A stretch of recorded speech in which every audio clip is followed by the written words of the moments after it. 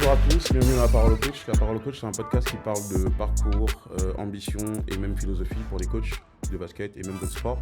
Aujourd'hui on est au One Ball avec Fred, quelqu'un que j'avais bien noté en premier dans ma liste là pour l'avoir sur mon podcast. C'est gentil. Qui aujourd'hui on n'a plus concordé, on a eu du temps un peu. Donc on va discuter avec Fred de son parcours, de sa philosophie et aussi des projets personnels qu'il peut avoir ou même de son coaching actuel. Okay. Voilà. Donc on va commencer juste. Fred, tu peux nous faire une petite présentation rapide de qui tu es, qu'est-ce que tu fais actuellement et ensuite un peu développer sur ton parcours. Donc Fred Macbotiat, aujourd'hui responsable du Sport Études Academy de Paris. Ok. C'est une structure qui accueille entre 45 et 50 jeunes de toute la France en internat sur la structure d'entraînement au The One Ball. Moi plus particulièrement, je suis entraîneur plus basé particulièrement sur les jeunes. D'accord. J'ai fait des seniors récemment, il y a 5-6 ans, mais je suis revenu très vite sur les jeunes. D'accord. Voilà. Et du coup, en termes de parcours, qu'est-ce qui a fait qu'aujourd'hui, aujourd'hui, tu es entraîneur? En fait, si tu peux nous faire un peu la genèse de ta carrière et comment tu t'es lancé dans ta carrière d'entraîneur. Ouais, moi j'ai joué à un niveau régional et ensuite j'ai passé mes diplômes. Bon, j'ai un grand frère qui lui est dans le basket, qui m'a proposé de prendre une équipe jeune et après je me suis pris au jeu et derrière ça j'ai passé mes diplômes. Comme on peut connaître, l'entraîneur région, juste avant il y avait l'UJJ, après j'ai passé le BE, DE et aujourd'hui voilà, j'en suis là. Ok, très bien. Parfait. Bah, du coup, dans la suite des choses, moi je voulais juste savoir, aujourd'hui par exemple, ton poste, tu nous as dit que tu étais directeur ici au One Ball sur le sport études et aussi entraîneur au Paris 14, c'est bien ça? D'accord, très bien. Mais du coup, dans tout ça, avant d'aller vraiment dans le fond du sujet, parce que les sujets qu'on va aborder, c'est le basket jeune dans l'absolu, Okay. et ensuite, ça sera qu'est-ce que ça correspond exactement le sport-études. D'accord. Avant ça, je voulais juste savoir, en tant qu'entraîneur, quelle serait ta philosophie, ton approche du jeu ou même du coaching? Donc aujourd'hui on va être sur une base où je suis sur les jeunes. Et ce qu'on peut voir chez beaucoup de collègues, c'est que sur les jeunes, on va prioriser le jeu rapide. D'accord. Okay. Alors que moi, je vais prendre le truc à contre-courant et je vais me focaliser sur du jeu sur demi-terrain. D'accord. Pour déjà leur apprendre la lecture de jeu, vraiment tabler, et ça va nous permettre de casser peut-être le rythme du match. Mais il est important que ces jeunes-là, lorsqu'ils arrivent en U15, ils aient déjà une culture et une connaissance du jeu, que ce soit du jeu à 2, du jeu à 3, quelque chose sur lequel même au Paris 14, on travaille énormément. D'accord. Et ce qui fait que on a des jeunes qui comprennent le jeu un peu plus vite. Ok. Très bien. Donc, du coup, tu es vraiment dans ce truc où faire avancer les jeunes et développer leur QI basket dès le plus jeune âge, où on n'est pas dans un truc que individuel, que l'agressivité. En fait, je me dis, si demain, j'ai que des petits en taille. D'accord. Qui ne sont pas physiques ou autres, qu'est-ce que je fais? Même si je fais le jeu rapide, mais ils courent moins vite que les autres. Qu'est-ce qu'on fait? On est obligé de leur apprendre à jouer sur demi-terrain. Parce que sur le jeu rapide, si la personne sur le repli elle va plus vite que toi, c'est compliqué. Donc c'était la réponse à ça. Et c'est souvent ce qu'ils font même en Espagne lorsque ils ont une population qui n'est pas la même que la nôtre, avec tant de mixité que ça. Donc eux, lorsque je vais les voir, lorsque j'étais à Séville pendant un an, j'allais les voir, et ils travaillaient que sur le jeu demi-terrain. Que sur le demi-terrain. Sur des fondamentaux, sur masquer le jeu, masquer la passe, prendre le tir et ainsi de suite. Masquer leurs intentions, ils appellent ça masquer leurs intentions sur les petites catégories. Ok, très bien. Je vois très bien parce que j'ai un collègue, je connais un coach espagnol qui justement, en regardant du basket français, il m'a dit mais c'est quoi votre problème avec courir? Ouais. Voilà, donc je comprends tout à fait la philosophie que tu peux dégager et tout. Et dans ce sens-là, je peux comprendre. Et moi, personnellement, j'essaie d'aller plus vers là, du coup, à comprendre mieux pourquoi ils font ça. Parce que c'est ce qui fonctionne en fait, finalement, si tu regardes. Après, même courir, c'est plus simple en fait. C'est plus simple que de développer le QI basket, ça prend du temps. Un jeune de 12 ans ne capte pas forcément l'esprit du jeu à 2, l'esprit du jeu à 3. Mais tant qu'on ne leur inculque pas ça, ça va rester compliqué. D'accord. Aujourd'hui, j'ai des jeunes à Paris 14, bah, ils peuvent s'entraîner avec les U15 parce que bah, on est sur des principes de jeu et les principes de jeu, ils les connaissent. Totalement, je vois tout à fait. Et en plus, dans la continuité, même dans le développement du joueur, c'est beaucoup plus intéressant que d'être juste dans l'aspect répétition et exécution de la Après, course. il n'y a pas de. Je pense pas qu'il y a une réalité, ça c'est bon, ça c'est pas bon. Oui, Mais totalement. faut juste, voilà, si je suis en phase avec ça, et ben j'y vais et je donne les moyens pour que mon public euh, y arrive. D'accord. Voilà. Parce que du coup, de ce que tu dis, effectivement, il n'y a pas à choisir une école et tout. Mais en jeune, généralement, surtout en U13, la catégorie elle est très compliquée parce qu'ils passent de U11 où c'est un peu. Ou à basket, on passe tout de suite à la compétition U13 Elite par exemple. Ah, c'est clair. Est-ce que tu n'es pas confronté parfois par des contraintes de temps? Parce que justement, il y a beaucoup de coachs qui font le choix de dire on va défendre de manière très agressive, on va jouer jeu rapide, on va faciliter le fait, on va éviter le maximum le jeu demi-terrain pour justement gagner du temps dans ce sens-là et je comptais sur les aspects physiques justement par rapport à nos populations.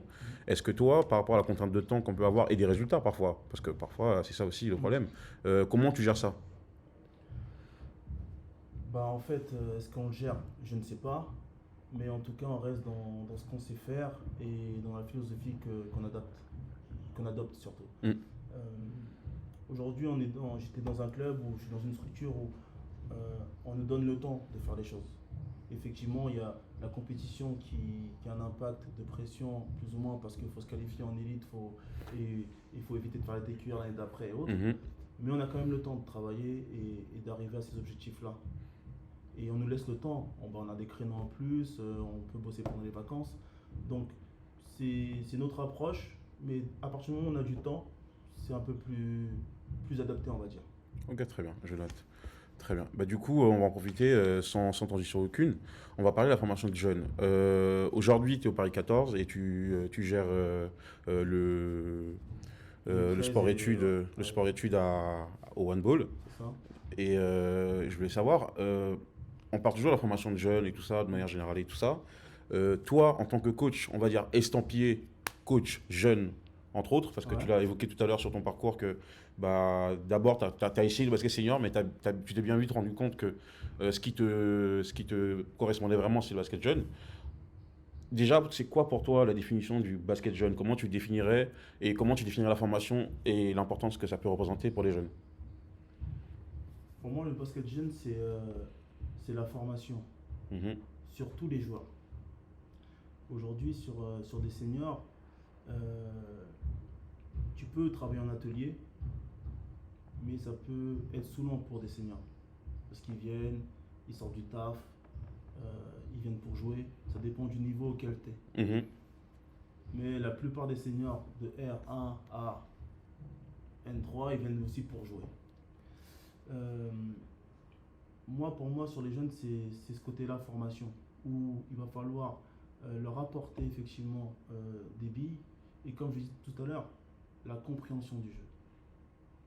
Pourquoi? Parce que si le jeune ne grandit pas, développer son Q basket va l'amener le plus loin possible. Si on le fait courir euh, son côté athlétique, mais s'il ne l'a pas, très vite, il va arriver dans un club qui va avoir besoin de gagner des matchs. Et à ce moment-là, s'il ne comprend pas le jeu, il court moins vite, Mhm. il n'aura pas sa place. Donc c'est donner la possibilité à tous ces jeunes-là, à travers un QI basket et une culture du jeu, d'aller le plus loin possible. D'accord. Et du coup, en tant que personne, en tant que coach, c'est quoi ton approche et même, on va dire, les outils que tu utilises? Parce qu'évidemment, pour coacher les jeunes, il faut énormément de pédagogie. Ouais. Toi, en tant que coach, quels outils, avec le temps, t'ont permis de pouvoir transmettre ta philosophie et ta manière de voir les choses pour pousser ça à son paroxysme dans un sens? Un outil, là je pourrais pas te dire, Mhm, mais une chose est sûre, c'est qu'aujourd'hui on a un passé, on s'est construit. Et il y a ce côté où, moi je prends un exemple, je suis directeur sur des séjours en vacances. mhm, Ok. Tu as des jeunes, tu les as pendant 3 semaines. Et pendant 3 semaines, ben, tu vas pas les changer, mais tu vas, à travers le voyage, tu vas essayer de les faire grandir. Tu vas les amener à avoir de l'autonomie, à mettre des règles de vie, des choses en place. Tu vois. Et quand tu fais le parallèle, tu te dis, ben, les jeunes au basket, ils arrivent avec un bagage. Tu sais pas comment leur journée elle s'est passée. On sait pas qu'est-ce qu'ils vivent à la maison. Mais il faut que le basket leur permette de se structurer en fait. Leur apprendre que sur le terrain, les structures du terrain vont te permettre de structurer. Dans la vie de tous les jours, il faut se structurer. Moi, j'ai une anecdote. C'est que j'entraînais des U15 France. C'était à Villemomble. J'ai fait ça pendant 6-7 ans. Et donc, tous les ans, tu as un dossier à faire. Des points, ok? Dossier à faire. Tous les ans, c'est la course à la poule haute. Sinon, l'année d'après, tu n'as pas le dossier. Exactement. D'accord. On va à Calais. On arrive 2 heures à l'avance. Et je dis aux jeunes, on va aller à la plage. On va se balader, on va marcher sur la plage pour se dégourdir les jambes et autres. Il y en a un qui me sort, Fred, c'est payant la plage. Wow. Ça m'a fait tilt, en fait. Tu vois, ça m'a fait tilt. Et en fait, au début, on a rigolé, on a tous rigolé. Oui, c'est exactement. Tout ça, ouais. On a rigolé. Et je me suis dit, ah mince, en fait, le championnat de France permet à des jeunes de sortir de l'Île-de-France. Exactement. Tu comprends? Et là, ça a changé le rôle. C'est-à-dire que même mon discours dans les vestiaires a changé. J'ai expliqué aux jeunes, avant vous, il y en a qui ont fait en sorte que vous sortez de l'Île-de-France et que vous voyagez plus ou moins loin de Paris, vous dormez à l'hôtel la veille, on mange au restaurant, et gagnez ce match-là, gagnez les matchs pour que la prochaine génération bénéficie de ce que vous avez bénéficié. Tu vois? Et donc, on arrive en poule haute parce que les jeunes, entre guillemets, oui, ils voulaient gagner leur match, mais ils savaient qu'ils laissaient un héritage derrière.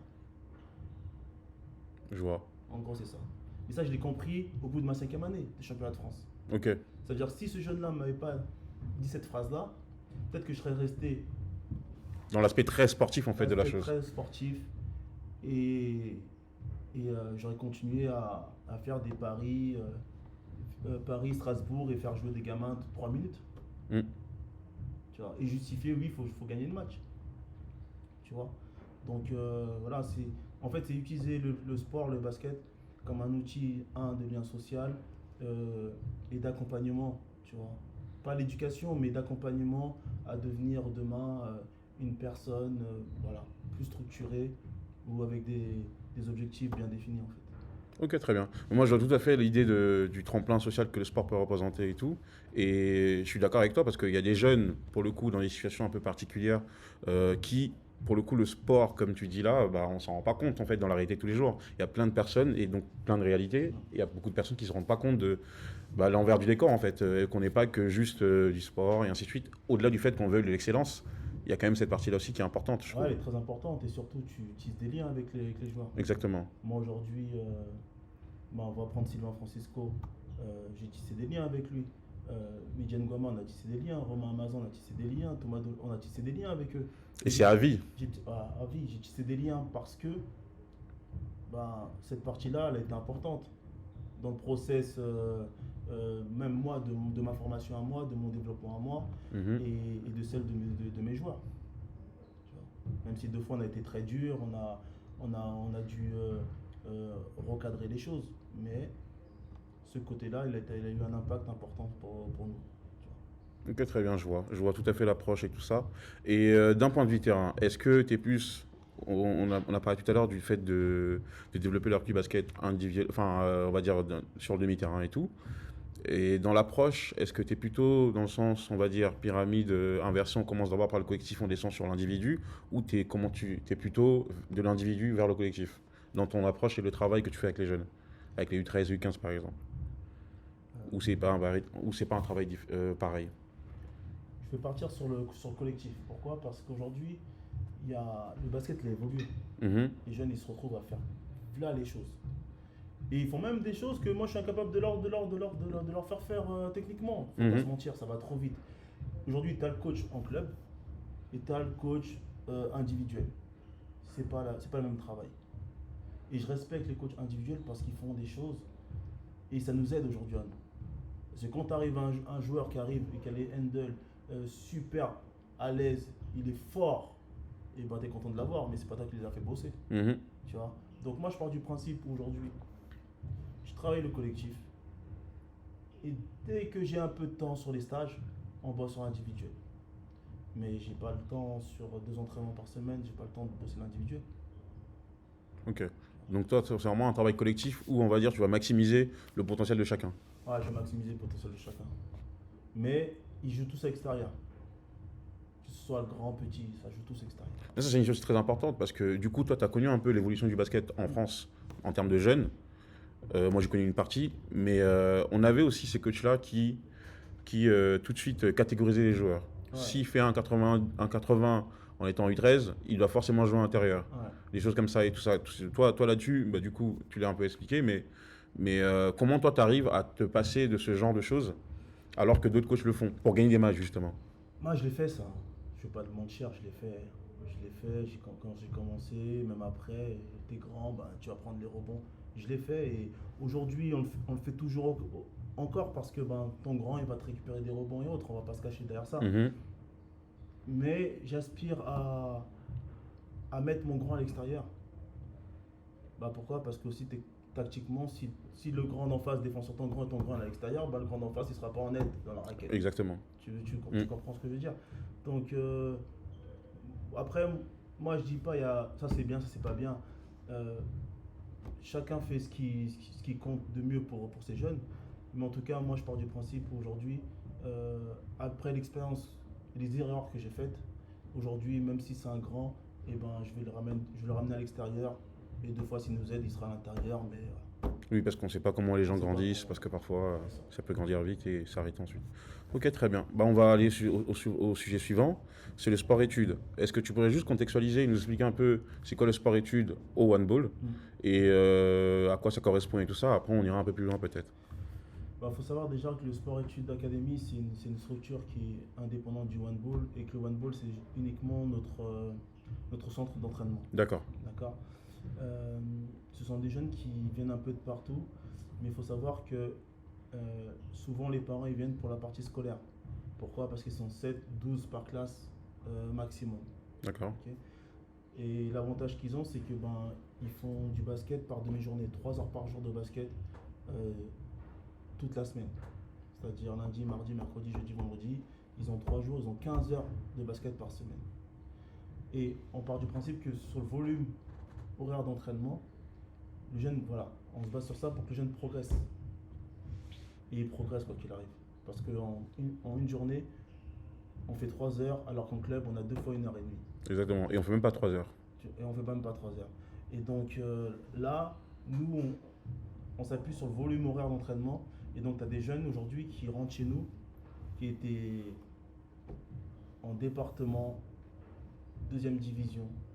Le volume d'entraînement fait qu'à la fin de l'année, ils peuvent prétendre à jouer en région, en R2, en R1, dans leur catégorie, que ce soit U13, U15, U17, ou même d'autres en championnat de France. On en a un qui est arrivé chez nous, qui jouait dans le Val-de-Marne, mais qui n'était même pas licencié, débutant, Yohan Imboa. Il est venu chez nous, on l'a mis à Charenton. Un an après, on l'a mis à Charenton, U18 de France. Après, il est parti à Vichy. Aujourd'hui, il est à Monaco. C'est une bonne chose, Ouais, une bonne chose, un bon parcours pour c'est un justement bon le parcours travail pour fait. nous. Et tu en as d'autres comme ça qui aujourd'hui se retrouvent en centre de formation. Bon, ils sont pas 10 000, hein, Mm. mais ils sont peut-être 8, 9. Nous, on n'a que 6 ans. Aujourd'hui, c'est la 6e année Mhm. pour le sport études. Mais voilà, on reçoit des joueurs vraiment de niveau départemental. Et c'est le volume horaire qui les fait avancer et progresser. Et aussi votre travail avec Karim, notamment que j'ai croisé tout à Oui, l'heure. effectivement, on a Karim Boubekri avec nous. On a William Tayeb aussi avec Mm. nous. On a eu d'autres entraîneurs dans le passé. On a eu aussi Thierry Zig qui est Mhm. avec nous. On a Mars Vlavo qui est notre préparateur physique. Effectivement, on essaie de faire un travail pour orienter tous ces jeunes dans un niveau régional. Et une Ok. fois qu'on les a orientés dans le niveau régional, derrière, après, les clubs reprennent le relais derrière. Ok, très bien. Du coup, d'un point de vue planification et programme, comment vous découpez ça? Est-ce que c'est du travail simplement technique, ou c'est un travail individuel, ou c'est un travail de course, et ainsi de suite? En fait, comment vous découpez ça pour les jeunes, sur les 3 heures que vous faites tous les jours, par exemple? Je parlais de la semaine. Mm. Le lundi, on est sur du collectif, offensif. D'accord. D'accord. Le mardi, on est sur des fondamentaux. Ok, fondamentaux, tir. Le mercredi, on va être sur tout ce qui est dribble. D'accord. Le jeudi, on va revenir sur tout ce qui est tir, dribble, passe. D'accord. Et le vendredi, on va être sur du collectif, mais on va reprendre. Là, par contre, on va s'axer sur l'aspect défensif. D'accord. Ok.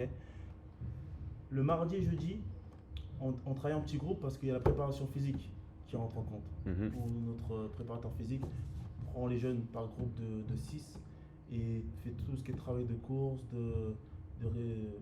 d'assouplissement, de mobilisation et ainsi de suite. Ok. Et de renforcement musculaire. Très bien.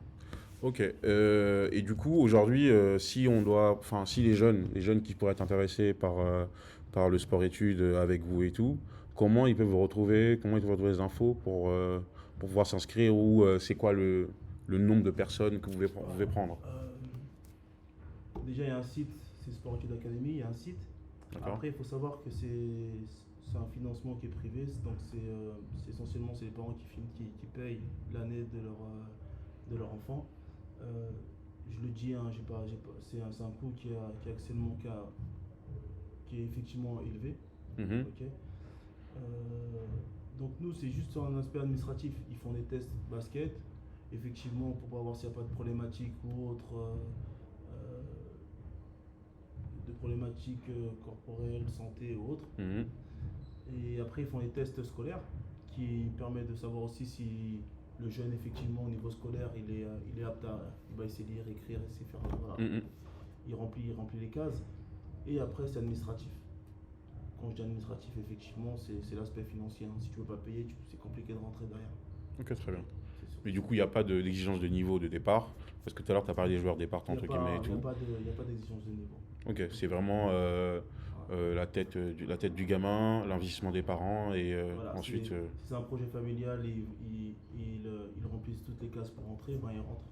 Il n'y a pas de. On a refusé des personnes parce qu'effectivement les tests montraient que ça allait être compliqué ou que le projet n'était pas assez ficelé au niveau des parents, au niveau de la famille. Ok, très bien. Parce qu'il faut savoir, c'est quand même intense. 3 heures de basket par jour, c'est quand même intense. Et en sachant que ils ont basket la journée, ils ont basket le matin, cours l'après-midi, le soir, s'ils sont en club, ils ont encore des entraînements du club. Donc c'est assez lourd en fait. Oui, c'est une organisation à avoir et ça peut ne pas être simple. Et du coup, c'est ouvert que aux filles, aux garçons? C'est ouvert à tout le monde. Ok. On a des filles qui jouent à Marne-la-Vallée en championnat de France. Après, on a plus de garçons. Les filles, c'est un peu plus compliqué parce que dès lors que elle a un niveau, ça part vite. Ça part vite. Ok, ça part vite. Et donc, c'est aussi compliqué une fille lorsqu'elle rentre au sport-études. S'il n'y a pas beaucoup de filles derrière, c'est aussi un peu compliqué. Oui, c'est vrai. Donc, c'est plus ça. Ok, très bien. Parfait, merci beaucoup en tout cas. Et on mettra les infos en lien de la vidéo et tout ça. Et on arrive vers la fin. Okay. Et avant de conclure, en fait, moi je voulais savoir, en tant que coach, comment tu t'auto-évaluais, entre guillemets, dans le sens où, si tu pouvais, on va dire, énumérer des qualités qui sont les tiennes et des défauts, moi je dirais plus des axes d'amélioration. Mais si tu pouvais tout évaluer, quelles seraient tes qualités et quels seraient tes défauts? Mes qualités, je dirais passionné, investi. Et sur mes défauts, des fois ne pas oublier que en face de nous on a des enfants avec des émotions et que ces émotions-là sont différentes d'un enfant à l'autre. Parce que des fois on pense que tous les enfants sont pareils, peuvent encaisser les mêmes choses, alors que pas du tout. Comme je disais, il y en a qui viennent avec leurs histoires, il y en a qui ont vécu des choses qu'on ne sait pas, et on n'a pas ce recul-là pour se dire s'il ne comprend pas, c'est peut-être parce que y a des choses derrière. Voyez, c'est un gros défaut. C'est un gros défaut parce que des fois on devrait faire du cas par cas, mais je me cache derrière le temps. J'ai pas trop le temps. Oui, je vois. En gros, j'ai pas le temps. Il faut que ça aille vite. Tu vois. Alors que final, non. Des fois, il faut prendre le temps. Même si tu as 1 heure et demie d'entraînement et tu vas en utiliser 45 parce qu'il faut parler 10 minutes, 15 minutes avec un jeune, et ben, faut le faire, je pense. Ok. C'est le défaut. C'est un des défauts sur lesquels faut que je travaille parce qu'on prend pas beaucoup de temps sur ça, en fait. Ok, très bien. Mais du coup, je pense que au vu de ta passion et en anglais on dit dedication, enfin ton engagement vis-à-vis du basket, je pense que c'est quelque chose qui va se faire de manière très naturelle parce que, comme tu disais tout à l'heure sur ta philosophie, c'est au-delà du basket en fait, c'est l'humain et je pense que c'est juste derrière de l'organisation et la mise en place. Ouais, je pense que c'est de l'organe, de la mise en place, mais ça va se faire. Ça commence à se faire, mais ça va se faire. Oui, j'en doute pas. Très bien, même. Ok, très bien. Et du coup, on va s'axer sur les joueurs. Si tu avais un conseil à donner à un jeune joueur, ou un joueur déjà senior et tout, surtout on va parler des jeunes, parce qu'aujourd'hui le thème c'est les jeunes. Si tu avais un conseil à donner à un jeune joueur qui a des rêves, parce qu'il y en a beaucoup qui ont beaucoup de rêves, Ah, et ça serait lequel? Un conseil. un conseil, pas lâcher. Parce qu'il peut tomber sur un coach, notamment moi, qui peut lui dire tu n'y arriveras pas. Mhm. C'est pas forcément mon discours, mais lui dire c'est compliqué, tu n'y arriveras pas. Et voilà, faut pas lâcher. Parce que peut-être qu'il tombera sur un autre coach qui, qui aura le déclic avec lui et qui lui fera comprendre les choses beaucoup plus vite en fait. Et mieux même. Ok, très bien, je vois. Bah, pour les jeunes joueurs, c'est vrai que c'est important de. Déjà, c'est pour ça que c'est important de voir plusieurs coachs parfois dans une Ouais. vie, pas rester que sur un coach. Et ça fait grandir aussi. Peu importe les qualités, ça fait grandir. D'accord, très bien. Alors, enfin, avant de finir, je veux juste savoir, toi, en tant que coach, tout à l'heure en off, tu me disais que si peut-être plus tard, tu avais une possibilité de coacher une équipe senior, peut-être, tu pourrais revenir dessus. Toi, en tant que coach, c'est quoi tes ambitions déjà pour cette année, avec le Ouais. Paris 14, avec le sport-études, et ensuite dans le futur, dans un futur proche ou dans un futur? Bon, pour les jeunes du Paris 14, c'est effectivement essayer de les amener le plus loin possible dans le championnat et surtout stabiliser ce niveau de compétition qui est région élite pour pas qu'on ait à refaire les TQR l'année d'après, Mhm. soit sur les U13 et les U15. Sur le sport-études, c'est accompagner le plus de jeunes à un niveau de compétition souhaité, ok, au niveau régional. Donc on a des clubs partenaires et avec ces clubs-là, on essaye toujours de les alimenter avec les joueurs qu'on a. Donc de mettre plus de joueurs en club au niveau régional. Et après, mes ambitions, c'est effectivement faire grossir le sport-études, le rendre accessible à un plus grand nombre de personnes Mhm. et, euh, et euh, débloquer une situation de genre débloquer des bourses en fait, trouver des financements qui permettraient à d'autres jeunes en fait de rentrer qui n'ont pas les moyens pour se D'accord. payer sport études. C'est vraiment ça l'ambition que j'ai et on a des pistes pour essayer d'y arriver en fait. D'accord, très bien. Donc du coup, que ça soit plus ouvert d'un point de vue financier et Voilà, accessible c'est pour ça. les gens qui auront peut-être un peu moins de moyens Mm. et qui ont pour le coup de la volonté généralement. C'est ça.